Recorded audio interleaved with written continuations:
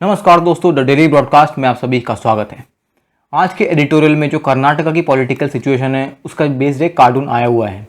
देख सकते हैं किस तरीके से कर्नाटका की जो कुर्सी है यानी चीफ मिनिस्टर की जो कुर्सी है आज की डेट में कोर्ट के ऑर्डर पे टिकी हुई है। जैसा आप देख सकते हैं यहाँ पर एक कोर्ट का जो हथौड़ा है वो बनाया गया है, जो जज यूज़ करते हैं तो वो बनाया गया है। तो किस तरीके से आज की वहाँ पर पॉलिटिकल पार्टी का जो क्राइसिस है चल रहा है और दिखाया जा रहा है कि किस तरीके से चीफ मिनिस्टर की जो कुर्सी है वो आज की डेट में कोर्ट के ऑर्डर ने बचाई है, वरना ये जो सरकार है वो गिर सकती थी और वहाँ पर जो पॉलिटिकल कंडीशंस हैं वो चेंज हो सकती थी।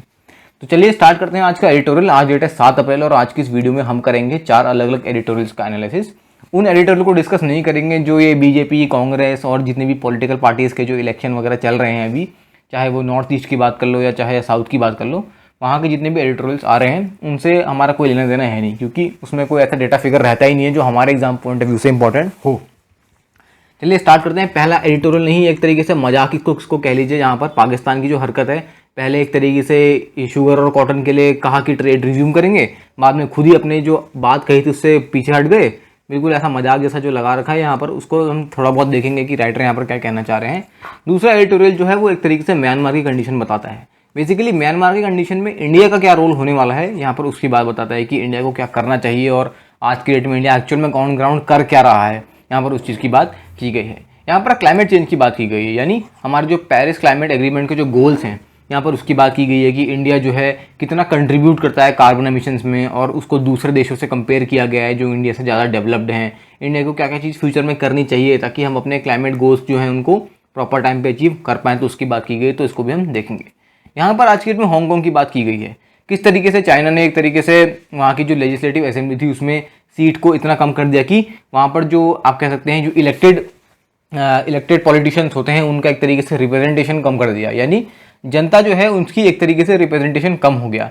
और अब पहले से क्या होता था कि करीब 50% जो लोग थे उसमें एक तरीके से इलेक्ट होते थे और बाकी 50% नॉमिनेट होते थे, लेकिन उनको बिल्कुल कम कर दिया और नॉमिनेट होने वाले लोगों को ज़्यादा कर दिया। तो एक तरीके से जनता की जो आवाज़ है उसको दबा दिया गया है, तो यहाँ पर उसकी बात की गई है। तो हम इन 4 एडिटोरियल को डिस्कस करते हैं। चलिए स्टार्ट करते हैं पहले एडिटोरियल के साथ। खैर इसमें कुछ बहुत ज़्यादा तो डिस्कस करने लायक था नहीं, लेकिन जो जो इंपॉर्टेंट चीज़ थी वो मैंने हाईलाइट कर दी है।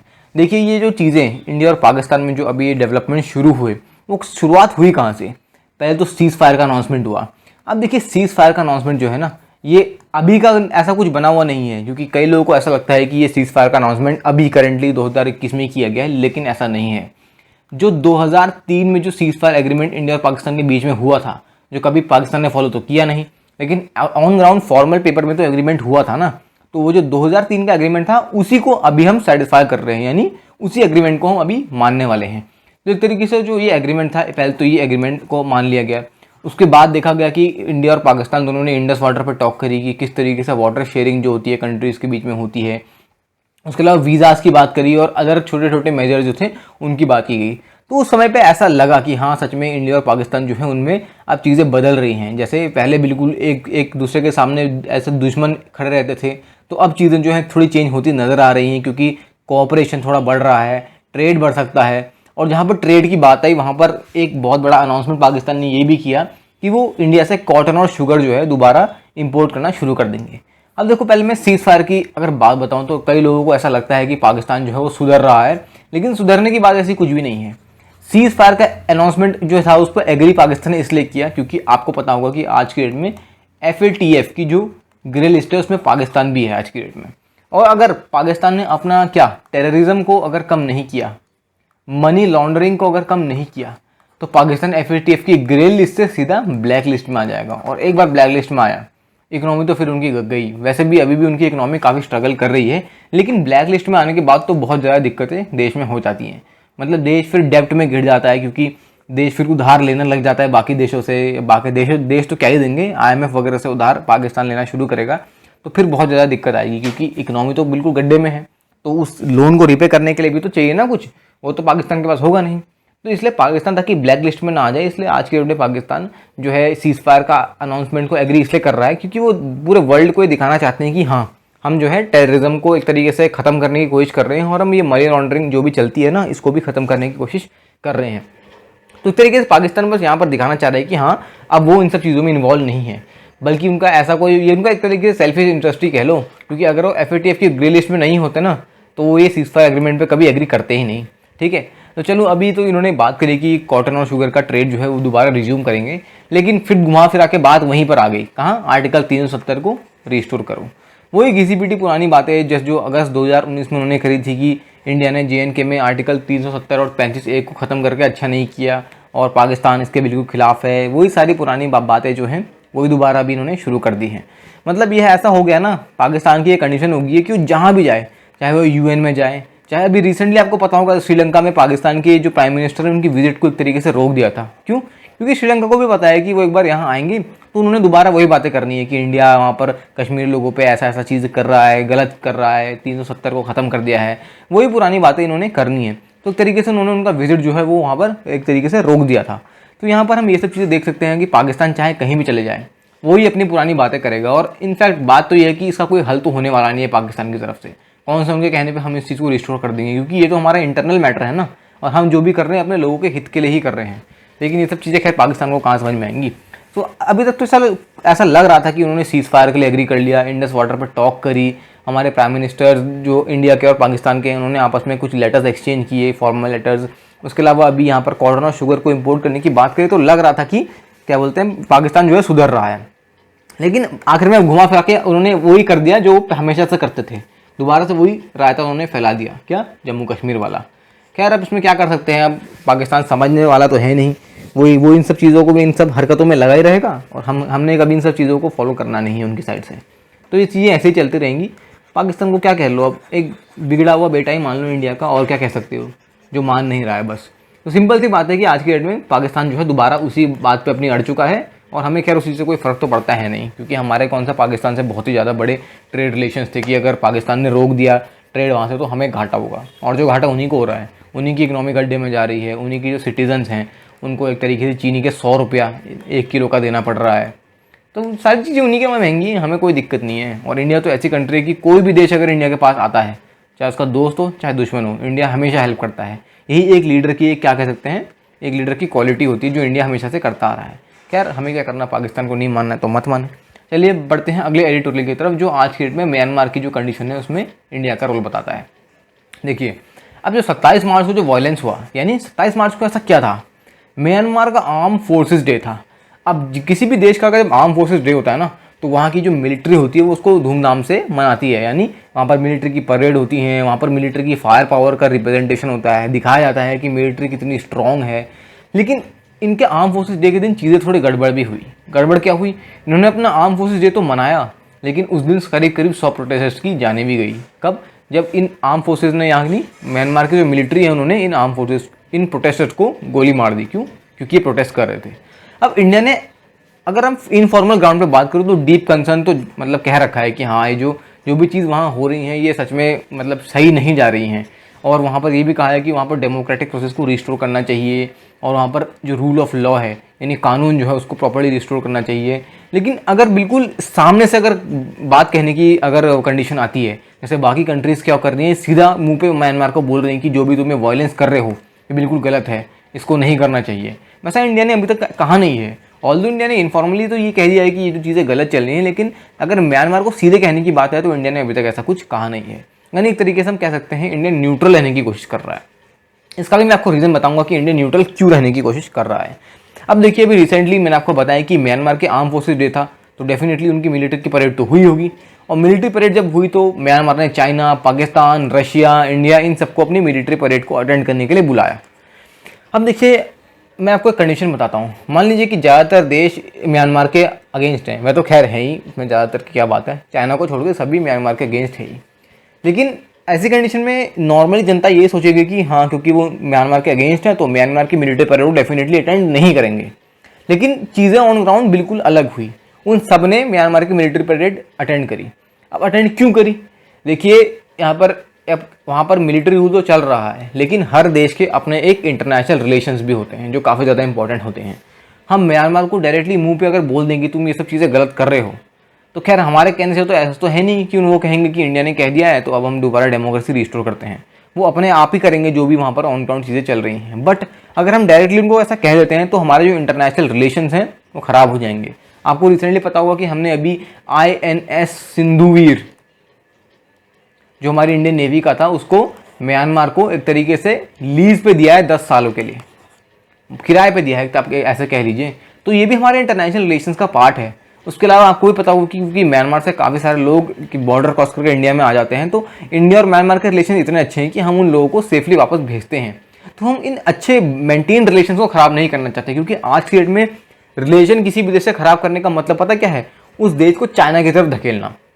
जैसे अब अगर मान लीजिए कि हम श्रीलंका, जो UNHRC का श्रीलंका में हुआ था कि श्रीलंका इंडिया का एक तरीके से वोट मांग रहा था, अगर हम श्रीलंका के खिलाफ वोट कर देते तो डेफिनेटली इंडिया के हाथ से तो श्रीलंका चले जाता और चाइना जो है श्रीलंका को अपने अंदर पूरा एंगल्फ कर लेता। वो फिर हमारे लिए दिक्कत थी, क्योंकि इंडियन ओशन में चाइना की प्रेजेंस जो है वो काफ़ी ज़्यादा दिक्कत पैदा कर सकती है। सेम कंडीशन म्यांमार की भी है, क्योंकि म्यांमार हमारा पड़ोसी देश है, तो वहाँ पर हम चाइना को बिल्कुल भी आने नहीं दे सकते। तो एक तरीके से हमें अपने इंटरनेशनल रिलेशंस मेंटेन करने की ज़रूरत है, और यही तो रीज़न था कि हमने म्यांमार को डायरेक्टली मुंह पे नहीं कहा कि तुम जो चीज़ें कर रहे हो गलत कर रहे हो। और तो और हमने मिलिट्री परेड भी अटेंड करी की, ताकि ये दिखाने के लिए कि हाँ हमारा रिलेशन अभी भी म्यांमार के साथ ठीक है। ऑल्दो फ्यूचर में कंट्री कुछ ना कुछ तो करेगी ऐसा जिससे कि वहाँ डेमोक्रेसी रिस्टोर हो जाए। अब म्यांमार की कैपिटल क्या है, ये आपसे क्वेश्चन आ सकता है, स्पेशली जैसे SSC होता है। SSC के एग्जाम्स में स्टैटिक क्वेश्चन काफ़ी ज़्यादा आते हैं। ये भी एक स्टैटिक क्वेश्चन है, और स्टैटिक क्वेश्चन में ये चीज़ है कि म्यांमार की जो कैपिटल है वो है नेपिडो। तो नेपिडो जो कैपिटल है म्यांमार की, वो काफ़ी ज़्यादा इंपॉर्टेंट है आपके एग्जाम पॉइंट ऑफ व्यू से। तो इस चीज़ को आप डेफिनेटली नोट करके रख लीजिए। मैं आज में 2 स्टार भी मार्क कर देता हूँ।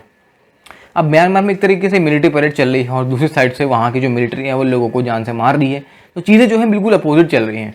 इंडिपेंडेंट एजेंसीज, यानी ऐसी एजेंसीज जो गवर्नमेंट के साथ इन्वॉल्व नहीं है, वो आज की डेट में बताती हैं कि जब से ये मिलिट्री रूल लगा है, मिलिट्री ने करीब करीब 570 सिविलियन लोगों को मार चुका है, जिसमें से 46 बच्चे भी इन्वॉल्व हैं। तो देख सकते हैं कितना हाई लेवल का वायलेंस आज की डेट में चल रहा है, और ये मिलिट्री को फरवरी 1 तारीख से स्टार्ट हुआ था।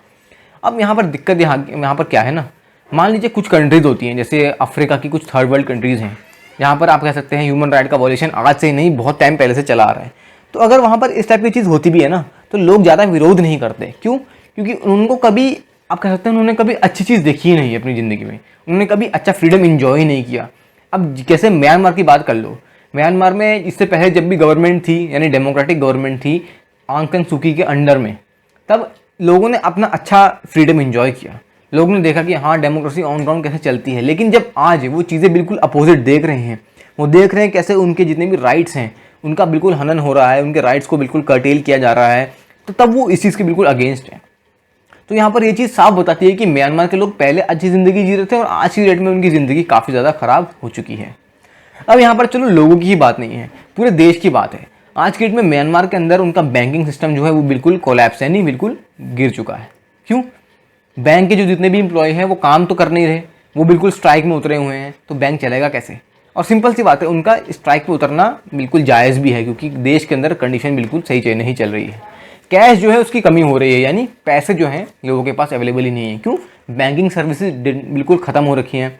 एसेंशियल गुड्स, दूध हो गया, चावल हो गया, आटा हो गया, जितनी भी एसेंशियल गुड्स हैं उनके प्राइस बिल्कुल बढ़ते जा रहे हैं। अब प्राइस क्यों बढ़ रहे हैं? डिमांड तो है ही, क्योंकि जनता तो है ही ना उस देश में, लेकिन सप्लाई कहाँ है? जितने भी लोग एग्रीकल्चर में इन्वॉल्व हैं, जितने भी ट्रांसपोर्टेशन फैसिलिटीज़ हैं, जितने भी लोगों को मतलब काम करना चाहिए ना इन सब चीज़ों में, वो सब तो स्ट्राइक पे उतरे हुए हैं। तो कैसे काम चलेगा? इंडस्ट्रीज़ वर्क नहीं कर रही हैं। इंडस्ट्रीज़ के अंदर जो भी चीज़ प्रोसेस होती हैं, चाहे ब्रेड बनना है, चाहे कोई भी चीज़ बननी है, वो सब चीज़ बन नहीं रही, क्योंकि इंडस्ट्री के लोग खुद स्ट्राइक पे उतरे हुए हैं। तो एक तरीके से जितनी भी चीज़ ऑन ग्राउंड चलती है ना इकोनॉमी को चलाने के लिए, वो सब बिल्कुल भी नहीं चल रही हैं। और इसीलिए आज की डेट में म्यांमार के अंदर बिल्कुल इन्फ्लेशन आप कह सकते हैं काफ़ी ज़्यादा बढ़ रहा है। अब चाइना जो है उसने तो बिल्कुल इस चीज़ को कहा कि ये एक तरीके का बस पॉलिटिकल शिफ्ट है, उनके अकॉर्डिंग ये कोई मिलिट्री कू है ही नहीं। वो उसको बस कहते हैं कि ये कैबिनेट जो है वो सफल हो चुका है।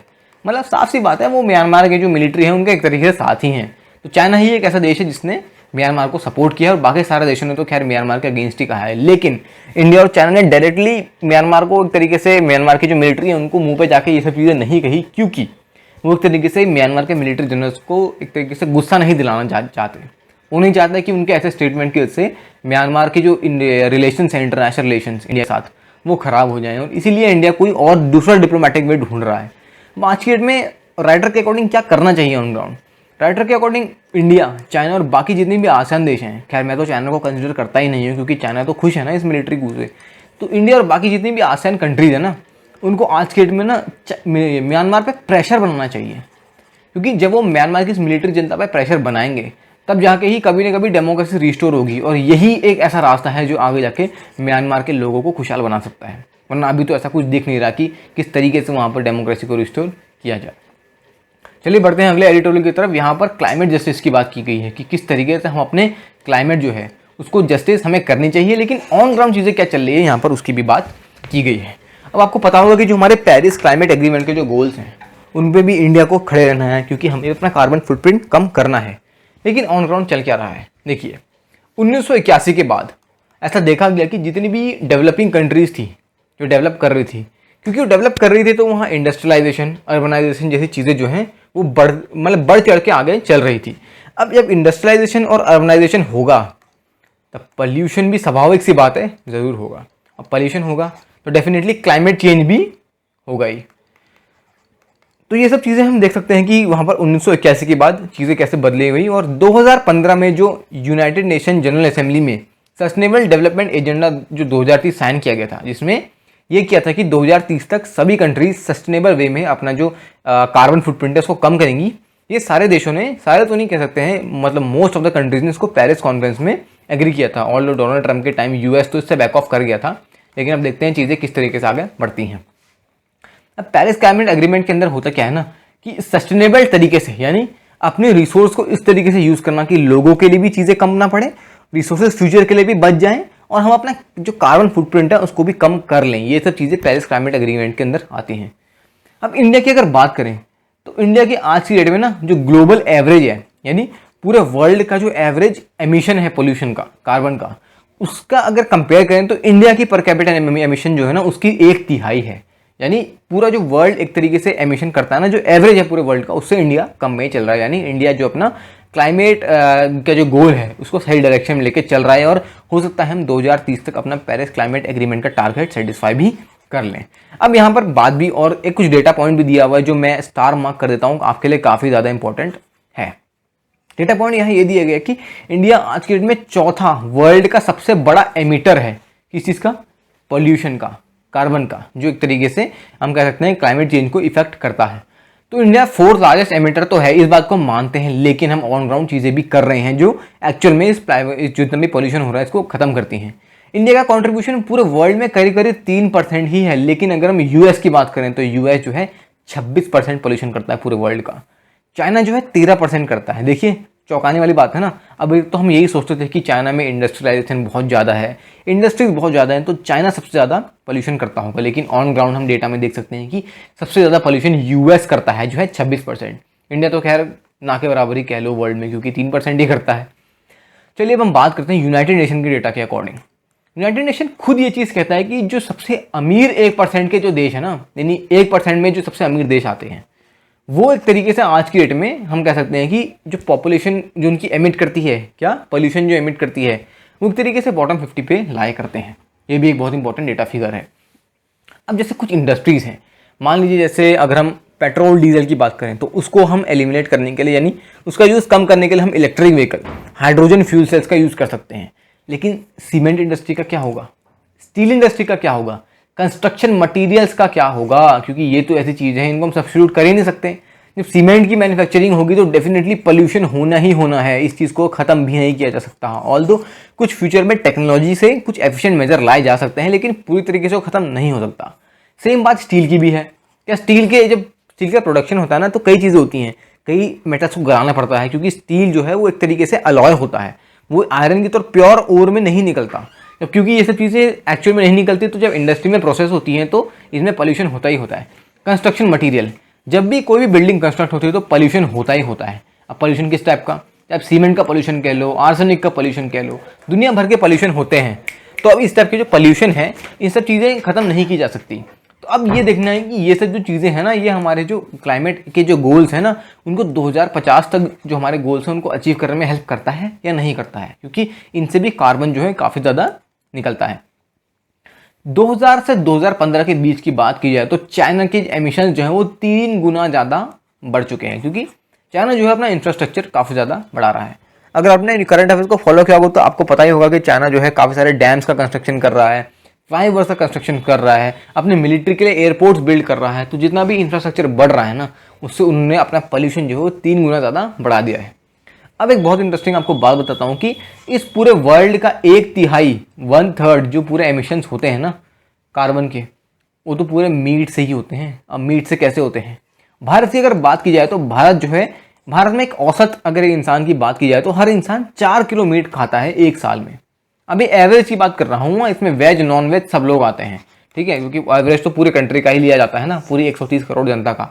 लेकिन अगर यूरोपियन यूनियन की बात की जाए तो वहाँ पर एक इंसान 68 किलो मीट एक साल का खाता है। ये एवरेज है। अब देखिए एवरेज में आपको पता है कुछ लोग कम भी खाते होंगे और कुछ लोग ज़्यादा भी खाते होंगे। तो 68 केजी तो बहुत ज़्यादा है। और कार्बन जो एमिशन है मीट से काफ़ी ज़्यादा होता है, क्योंकि इसकी कुकिंग में और डाइजेशन में, इन सब चीज़ों में जो होती हैं, इसमें काफ़ी कार्बन एमिट होता है। तो एक तरीके से हम कह सकते हैं कि यूरोपियन यूनियन जो है वो एक तरीके से यूएस का भी ट्वाइस कंजप्शन करता है, यानी यूएस भी करीब करीब 34 केजी पर पर्सन पर ईयर का मीट कंजप्शन करता ही करता है। तो अगर इंडिया की बात करें तो इंडिया तो काफ़ी कम करता है, और ये सही बात भी है ऑन ग्राउंड, क्योंकि हमें इन सब चीज़ों को भी ध्यान देने की ज़रूरत है। अब ट्रांसपोर्ट की बात की जाए तो 1/4 जो ग्लोबल एमिशंस हैं वो ट्रांसपोर्ट से ही आते हैं, जो सोचने वाली बात है। अब पता नहीं ये रिपोर्ट कितनी सही है, खैर एडिटोरियल में आई है तो सही होनी तो चाहिए, लेकिन यहाँ इस रिपोर्ट के अकॉर्डिंग मीट से ज़्यादा एमिशन होता है कंपेयर टू ट्रांसपोर्ट, जो थोड़ा बहुत रियलिस्टिक नहीं लगता, लेकिन खैर डेटा फिगर है तो हमारे लिए इंपॉर्टेंट है। अब इंडिया की अगर बात की जाए, आज की डेट में आपको पता होगा कि इंडिया ऑयल का यूज़ एलिमिनेट कर रहा है। क्यों? पहली कंडीशन ये है कि हम ऑयल खुद प्रोड्यूस नहीं करते। हम कहाँ से इंपोर्ट करते हैं? अभी तो हम यूएस से इंपोर्ट कर रहे हैं। रिलेशन सही हो जाए तो हम ईरान से भी इंपोर्ट करने लग जाएंगे, जब ईरान न्यूक्लियर डील रिजॉल्व हो जाएगी और ईरान से सैंक्शंस भी हट जाएंगे। लेकिन इंडिया जब इन सब चीज़ों को इंपोर्ट नहीं करता तो ये हमारा बैलेंस ऑफ पेमेंट जो है ना, इसको बढ़ाता है। हमारा बाकी के देशों के साथ जो डेफिसिट है उसको बढ़ाता है। इन सब चीज़ों को कम करना है, क्योंकि ये सब चीज़ें कम होंगी तभी तो हम अपनी जो देश, अपने लोगों के वेलफेयर के लिए उस पैसे को लगा पाएंगे। ये सब चीज़ कब होगी? जब हम रिन्यूएबल एनर्जी पे काफ़ी ज़्यादा काम करेंगे। रिन्यूएबल एनर्जी से एक चीज़ दिमाग में बहुत स्ट्राइक करती है, ISA जो है इंटरनेशनल सोलर अलायंस। अब मैंने इंटरनेशनल सोलर अलायंस की बात की, इसके हेडक्वार्टर्स भी इंडिया में है, लेकिन आप मुझे कमेंट सेक्शन में बताइए कि इंडिया में इंटरनेशनल सोलर अलायंस के हेडक्वार्टर्स कहाँ पर लोकेटेड है। अब हम सोलर एनर्जी पे तो फोकस कर ही रहे हैं, उसके बाद हम हाइड्रोजन को एज फ्यूल भी यूज़ कर रहे हैं फॉर इलेक्ट्रिफिकेशन। आपको पता होगा कि दिल्ली गवर्नमेंट में जितने भी पब्लिक बसेज हैं उसमें से अभी ट्रायल ऐसा रन किया गया है कि कुछ बसेस को हाइड्रोजन फ्यूल सेल्स पे चलाने का एक तरीके से ट्रायल किया गया है, और देखते हैं ये आगे जाके किस तरीके से इंप्लीमेंट होता है। और तो और कई ऐसी बसेस भी हैं जो अब मतलब बैटरीज पे चलती हैं। कौन सी? लिथियम आयन बैटरीज पे, क्योंकि इलेक्ट्रिक बसेस भी आप कह सकते हैं एक फ्यूचर का ही हमारा पर्सपेक्टिव है कि इंडिया को किस तरीके से ग्रो करना है। उसके अलावा आपको पता है कि कई कंपनीज जैसे MG, मॉरिस गैराज, उसके अलावा टाटा, ये ऐसी कंपनीज हैं जो इंडिया में आज के डेट में इलेक्ट्रिक व्हीकल्स को लॉन्च कर रही हैं। अब इलेक्ट्रिक व्हीकल्स इनिशियली तो महंगे हैं, क्योंकि इलेक्ट्रिक व्हीकल्स के लिए मेन रिसोर्स होता है बैटरी, और बैटरीज के लिए मेन रिसोर्स क्या होता है? लिथियम। तो अभी हमारे पास लिथियम के उतने रिजर्व्स नहीं हैं। ऑल दो अगर आप कई कंट्रीज़ की बात करो जैसे न्यूजीलैंड, ऑस्ट्रेलिया, वहाँ पर लिथियम के काफ़ी ज़्यादा रिजर्व्स हैं। तो अभी आपको पता होगा कि इंडिया का पहले लिथियम प्लांट जो है कहाँ पर आने वाला है? ये आने वाला है गुजरात में। देखिए अब कोई भी बड़ी डेवलपमेंट होती है तो गुजरात में ना हो तो ये तो सही नहीं होगा, क्योंकि सिंपल सी बात है, हमारे जो प्राइम मिनिस्टर हैं, होम मिनिस्टर, वो सारे गुजरात से ही आते हैं। तो गुजरात में लिथियम की सबसे पहली इंडस्ट्री जो है स्टैब्लिश होने वाली है, और एक बार ये इंडस्ट्री स्टैब्लिश हो गई ना तो लिथियम की कॉस्ट जो है वो कम हो जाएगी, और लिथियम की कॉस्ट कम होगी तो इलेक्ट्रिक व्हीकल्स भी चीप होंगी और अफोर्डेबल बनेगी इंडिया की सिटीजन्स के लिए। अरुणाचल की अगर बात करूँ तो अरुणाचल में अभी archaeological survey of India ASI ने काफ़ी ज़्यादा ऐसे डेवलपमेंट्स करे हैं जहाँ पर उनको वेनेडियम मिला, लिथियम के भी कुछ ट्रेसेस मिले, और ASI खुद कहता है कि करीब करीब 60 to 70% मिनरल्स ऐसे हमारे देश में एग्जिस्ट करते हैं जो अभी तक हमने डिस्कवर किए ही नहीं हैं। यानी इंडिया के पास मिनरल्स को लेके काफ़ी ज़्यादा पोटेंशियल आज की डेट में है, बस देर क्या है उन चीज़ को खोजने की। चलिए स्टार्ट करते हैं अगले एडिटोरियल के साथ। ये काफ़ी बड़ा तो नहीं, काफ़ी छोटा एडिटोरियल है, लेकिन आपको पता होना चाहिए कि ऑन ग्राउंड चीज़ें क्या चल रही हैं। इसके बारे में शायद मैंने 1-2 दिन पहले एडिटोरियल या कोई न्यूज़ एनालिसिस में, शायद न्यूज़ एनालिसिस में जो संडे की न्यूज़ एनालिसिस होती है उसमें मैंने इस चीज़ की बात की गई थी, लेकिन मैं फिर भी आपको बता रहा हूँ कि हांगकांग में कंडीशन क्या चल रही है। चाइना ने एक तरीके से क्या किया है कि आज की डेट में हांगकांग की जो लेजिस्लेटिव असेंबली थी ना उसमें बदलाव कर दिए हैं। अब लेजिस्लेटिव असेंबली में बदलाव क्यों किए जाते हैं? बदलाव करने का 2 ही मकसद होते हैं, या तो जनता का जो रिप्रेजेंटेशन है उसको ज़्यादा कर लो, यानी एक तरीके से जनता की जो इलेक्ट करती है ना जिन लोगों को, उनको ज़्यादा पावर दे दो ताकि जो भी डिसीजन जाए वो जनता के हित में जाए। एक तो ये चीज़ हो गई। दूसरी हो गई कि जनता की जो पावर है उसको कम कर दो ताकि अपनी जो तानाशाही जिसको आप कह सकते हैं वो ऑन ग्राउंड की जा सके। तो चाइना का वही तानाशाही वाला ही सीन यहाँ पर चल रहा है। हांगकांग की लेजिस्लेटिव असेंबली में थी 70 सीटें। 70 में से पहले क्या था 35/35, यानी आप 50-50 का रेशियो ले लीजिए कि हाफ लोग जो थे वो इलेक्टेड थे, हाफ लोग थे वो एक तरीके से नॉमिनेटेड थे। लेकिन अब इन्होंने क्या किया है, इस 70 को इन्होंने डिवाइड कर दिया है 50 और 20 में। 50 लोग जो होंगे वो एक तरीके से नॉमिनेटेड होंगे और 20 लोग जो होंगे वो इलेक्टेड होंगे। अब देखिए मेन दिक्कत तो यहाँ पर आती है ना, पहले 35 लोग इलेक्ट होते थे, यानी लेजिस्लेटिव असेंबली में 50% लोग ऐसे थे जो सिटीजन्स खुद इलेक्ट करके भेजते थे। लेकिन आज के डेट में वो सिर्फ 20 रह गए हैं, यानी लेजिस्लेटिव असेंबली में जो नॉमिनेटेड लोग हैं उनकी दमखम, उनकी पावर ज़्यादा हो जाएगी, क्योंकि वो मेजोरिटी में है। कोई भी बिल पास करना है, मान लीजिए कि अगर कोई बिल पास करना है और वो जनता के हित में नहीं है, लेकिन मेजोरिटी तो वो है ना जो नॉमिनेटेड है, तो वो नॉमिनेटेड लोग तो आराम से उस बिल को पास करा देंगे, क्योंकि उनके पास मेजोरिटी है। तो एक तरीके से जो 20 लोग रह गए ना, उनका कोई अब आप कह सकते हैं अस्तित्व बचा ही नहीं है लेजिस्लेटिव असेंबली में। और यही तो चाइना ने एक्चुअल में किया है हांगकांग के साथ। इसके अलावा मैं आप कुछ और भी चीज़ आपको बता देता हूँ कि 2003 में चाइना ने ऐसा किया कि हांगकांग में नेशनल सिक्योरिटी और सेडिशन बिल पास करना चाहा, लेकिन काफ़ी ज़्यादा प्रोटेस्ट हुए उसके खिलाफ। ठीक है, नेशनल सिक्योरिटी और सेडिशन बिल जो है वो मैं कभी किसी और वीडियो में डिस्कस करूंगा, क्योंकि काफ़ी डिटेल्ड बिल है। अगर हम अभी डिस्कस करने बैठ गए तो हो सकता है एडिटोरियल बहुत ज़्यादा एक्सटेंड हो जाए, तो मैं कभी इसके लिए अलग से वीडियो बना दूंगा। तो देखिए यहाँ पर जो इसका बिल है ना, इसके लिए काफ़ी ज़्यादा प्रोटेस्ट उस टाइम पे हुए। ठीक है, तो उस टाइम तो खैर चाइना जो है बैक ऑफ कर गया। फिर 2012 में दोबारा उन्होंने कोशिश करी कि इसको पास किया जाए, लेकिन उस टाइम स्टूडेंट जो हैं सड़क पर उतर गए। उन्होंने एक तरीके से वहाँ पर बिल्कुल प्रोटेस्ट किया और उसके दोबारा उसके अगेंस्ट चले गए। अब आज की डेट में जो चीज़ें हैं ना, वो एक तरीके से इसी डायरेक्शन में जा रही हैं, जहाँ पर 35 से सीधा 20 पे ला दिया गया है आंकड़ा सीटों का। यहाँ पर पहले 35 लोग सेलेक्ट होते थे, अब 20 लोग ही सेलेक्ट हो रहे हैं। ये तो फिर भी ठीक है, चलो ठीक तो क्या ही है, ठीक तो नहीं है, लेकिन मैं इसके अलावा और चीज़ भी बताता हूँ। एक इंसान को अगर वोट करना है ना हांगकांग में, तो पहले उसको ये साबित करना पड़ेगा कि वो क्या है, पैट्रियोटिक है।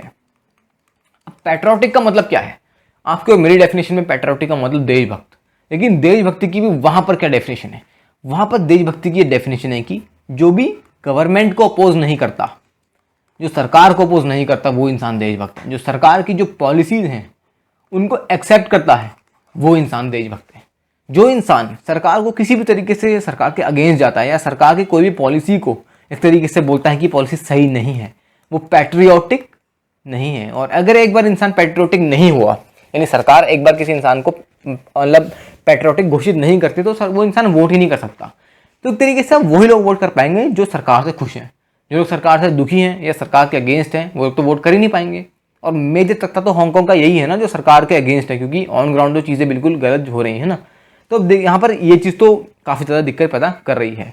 अब देखिए एक और मेजर दिक्कत ये है कि मान लीजिए कि एक इंसान को पैट्रियोटिक घोषित नहीं किया वहाँ की सरकार ने, और वो इंसान वोट नहीं कर सकता, तो अगर मान लो भारत में ऐसी चीज़ हो जाए, तो वो इंसान क्या करेगा, कोर्ट का सहारा लेगा, हाई कोर्ट जाएगा, सुप्रीम कोर्ट जाएगा। लेकिन वहाँ पर जो एक तरीके से उन्होंने अभी चेंज किया है, उसमें एक तरीके से अपील का कोई प्रावधान है ही नहीं, कोई रिकॉर्ड्स है ही नहीं। यानी अब एक इंसान हांगकांग के कोर्ट में भी जाके उसको कोई मदद नहीं मिलने वाली। तो सारे रास्ते बंद हैं एक तरीके से, या तो पैट्रियोटिक बन के वोट करो, नहीं तो वोट ही मत करो। तो सिंपल सी बात है, अब यहाँ पर जनता के जो रिप्रेजेंटेशन था एक तरीके से बिल्कुल खत्म हो चुका है, और जनता की जो वैल्यूज हैं उन पर एक तरीके से असॉल्ट हुआ है, उनको इनका एक तरीके से हनन किया गया है। और जो प्रोसेस हांगकांग में चल रही है ना, वो आज तक तो क्या था कि जो हांगकांग में 35/35 का आंकड़ा था लेजिस्लेटिव असेंबली में, कोई ऐसा पैट्रियोटिज्म वाली बात नहीं थी इलेक्शन की टाइम में। तो एक तरीके से हांगकांग को चाइना के मेन लैंड से अलग करती थी, क्योंकि चाइना के अंदर आपको पता होगा कि 1 पार्टी 2 सिस्टम चलता है। यानी वहाँ पर देश तो एक है, 1 कंट्री 2 सिस्टम, सॉरी, तो देश एक है लेकिन सिस्टम 2 अलग अलग चलते थे, क्योंकि चाइना का सिस्टम अलग था, हांगकांग का सिस्टम अलग था। लेकिन अब क्या हो गया है, हांगकांग भी एक तरीके से चाइना की तरफ ही, चाइना अपने आप को एक तरीके से 1 कंट्री 1 सिस्टम में हांगकांग को मिलाना चाहता है। तो अब देखते हैं फ्यूचर में क्या डेवलपमेंट्स होती हैं इसके रिगार्डिंग। अभी तक तो उन्होंने ये सब चेंजेस कर दी हैं, अब प्रोटेस्ट तो होंगे ही होंगे। अब देखते हैं प्रोटेस्ट जो होते हैं उनको वहाँ की सरकार दबाती है या सिटीजन्स को चेंज ला पाएंगे, ये तो फ्यूचर में ही देखा जाएगा। तो आज हमने डिस्कस करें 4 अलग अलग एडिटोरियल्स। आई होप आपको ये एडिटोरियल पसंद आए होंगे। अगर पसंद आए तो डेफिनेटली वीडियो को लाइक कीजिए, वीडियो को शेयर कीजिए अपने फ्रेंड्स के साथ, क्योंकि नॉलेज जो है शेयर करने से इंक्रीज होती है। और चैनल को जरूर सब्सक्राइब कर लीजिएगा, क्योंकि चैनल को सब्सक्राइब करने से और बेल आइकन को दबाने से आपको सारी वीडियो की अपडेट्स विद टाइम मिल जाएंगी। तो आज की वीडियो के लिए इतना ही, धन्यवाद।